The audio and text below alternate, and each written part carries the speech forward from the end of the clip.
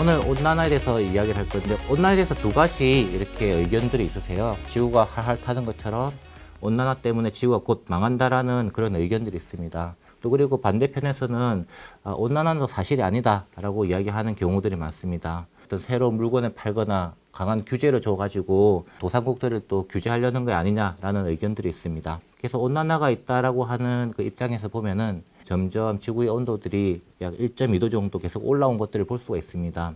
그래서 이걸 가지고 지금 온난화가 발생하고 있다라고 얘기를 하고 있고요. 좀 과학적 판단을 할 필요가 있는데요. 유엔은 1988년 IPCC라고 하는 정부 간 협의체를 만들게 됩니다. 그래서 5년마다 모여가지고 기후에 대한 평가 보고서를 내고 있습니다. 그 내용에 보면은 온난화가 인간의 활동인지 알 수가 없다라고 우선은 발표를 했고요.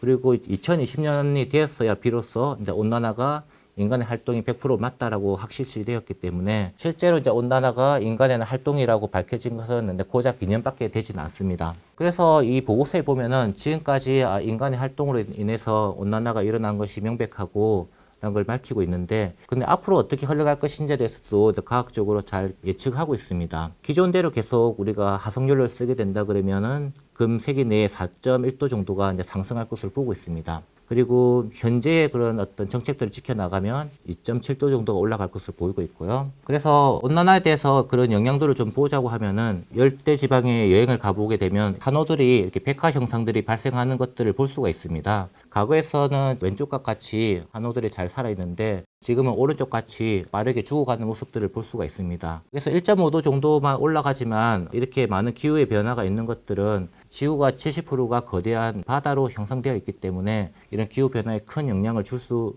있는 그런 원인들을 제공하고 있습니다. 2020년도 발생한 이 호주의 이 대화재를 보면은 남한 면적의 2.4배에 대한 하재가 발생했고요.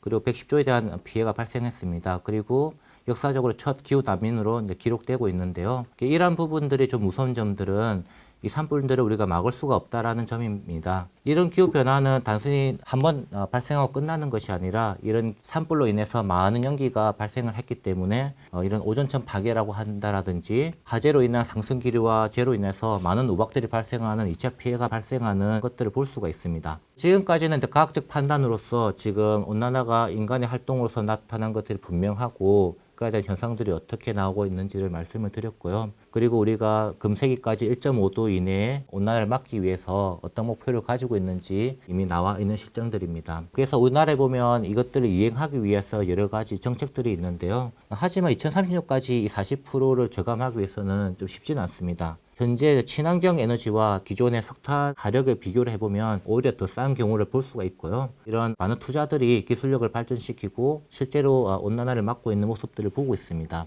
하지만 선진국이 아니고 개발도상국 같은 경우는 조금 다른데요. 최근에 이제 가이아나라고 하는 국가가 있습니다. 큰 유전이 발견이 되어서 빠르게 GDP가 상승하고 있는 국가고요. 영국의 BBC와 가이아나의 대통령이 인터뷰한 것들이 이슈를 받고 있는데요. 원유 생산도 좋지만 그 생산으로 인해서 지구에 미친 영향들을 좀 생각해 봤냐라고 이렇게 질문하는 모습이 있습니다. 이렇게 선진국들은 미리 많이 발전을 했기 때문에 기술 개발을 하고 이런 많은 비용들을 투자를 할 수 있겠지만 도상국 같은 경우는 이런 유전들을 발전하고 빠르게 개발하기 위해서는 탄소를 배출할 수 없는 그런 딜레마에 좀 빠지고 있습니다. 실제로 많은 선진국들이 이미 많은 탄소를 배출을 했는데 모든 규제들을 보면은 개발 도상국들이 많은 부담을 하는 그런 부분들을 볼 수가 있습니다. 일례로 보면은 UDER이라는 규제들이 있습니다. 개발 도상국에서 커피나 카카오 같은 것들 재배를 하면 자국내에서 소비하는 것이 아니라 외국으로 판매를 해야 되는데 이후에서는 이런 것들 수출을 하려고 하면은 탄소 배출이라든지 산림을 지킬 수 있는 규정을 다 지키라고 얘기를 하고 있습니다. 그래서 결국은 이러한 제품을 만들 때 발생하는 탄소 배출량에 대한 모든 비용들을 개발 도상국에서 지는 그런 구조로 가고 있기 때문에 이런 게 정말 정당하냐라는 부분에 대해서 많은 이슈가 있습니다. 그러면 이 온난화에 대해서 우리가 대응할 수 있는 방안들이 뭔가, 규제들이 어떻게 흘러가고 있는지에 대해서 조금 더 자세히 알아보도록 하겠습니다. 국가별로는 다 자율 이행에 막혀져 있긴 하지만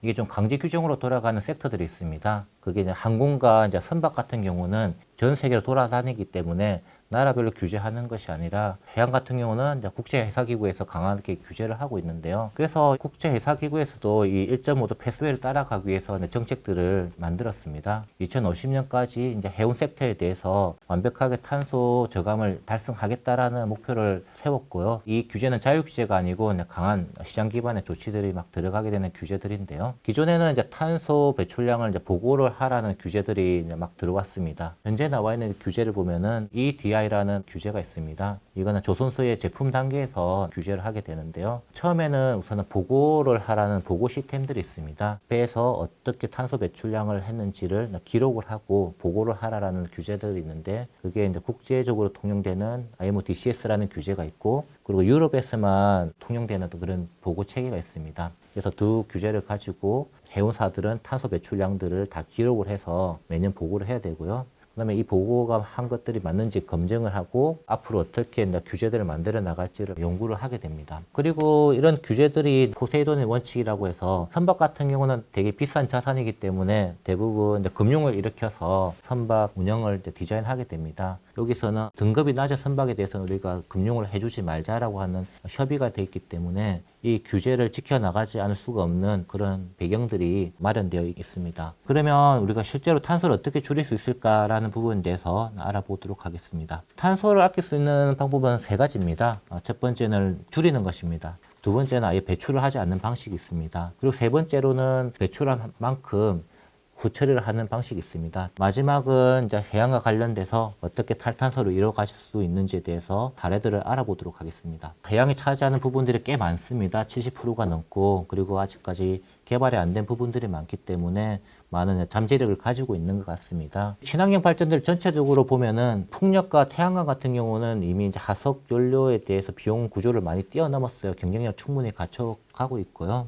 우리나라 같은 경우도 판면에 대해서는 풍력 발전을 하는 것 대부분 계획이 다 수립이 되어 있는 것으로 알고 있습니다. 해상 풍력 같은 경우는 높은 경제성으로서 이미 친환경 에너지를 만들 수 있다는 게 증명을 되었고, 그 외에도 해상 수온차 발전이라든지 해상에서 태양광을 설치한다는 프로젝트, 그리고 조력을 이용하는 여러 가지 발전 방식들에 대해서 테스트를 하고 있습니다. 그리고 이제 탄소 저장소를 활용할 수 있는 방식들이 있을 것 같습니다. 카본 캡처를 하면 그것들을 어딘가 보관을 해야 되는데 사실은 보관할 때가 마땅치가 않습니다. 그래서 지금 가장 유력한 데가 해양에서 기름을 뽑아내고 남은 빈 곳에다가 탄소를 저장하겠다라고 하는 계획들을 세우고 있는데요. 그래서 실제로 이제 노스턴 라이트 같은 경우는 상업적으로 이 서비스를 시작을 했다라는 것들이 중요한 지표인 것 같습니다. 그래서 지금 다음과 같은 기지를 만들어 가지고 상업용 배로 CO2를 이송하는 배가 나왔고요. 그래서 이 서비스를 제공하고 있는 모습들을 보고 있습니다. 그래서 우리나라 같은 경우도 카본 캡처들을 많이 하게 될 것인데, 이것들을 어디다 어떻게 저장하게 될 것인지 그런 전략들을 세우고 계획들을 수립하는 것들이 좀 중요한 부분일 것 같습니다. 역시 이제 해양의 다양한 특성들을 이용해서 탄소 를 제거하는 기술들이 많이 개발되고 있습니다. 그 일례로 해양에 같은 경우는 탄소를 저장할 수 있는 많은 공간들을 제공하고 있는데요.